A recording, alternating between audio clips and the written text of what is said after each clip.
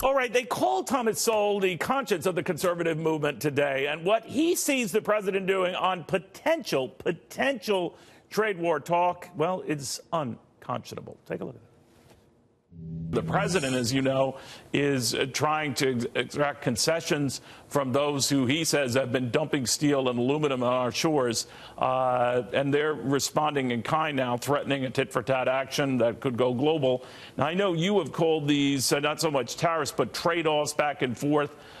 Do you worry that this thing goes out of control? Oh, absolutely. I happen to believe that the Smoot-Hawley tariffs of 1930 had a lot more to do with the Great Depression than the stock market.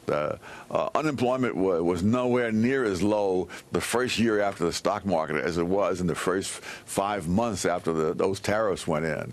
And it's like many kinds of wars. It's very easy to start those kinds of wars. It is very hard to stop them because they grow completely out of control.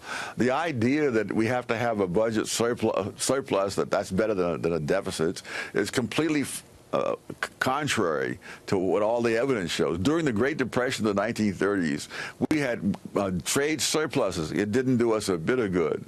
During the prosperity of the 1990s, we had trade deficits that didn't hurt the prosperity at all.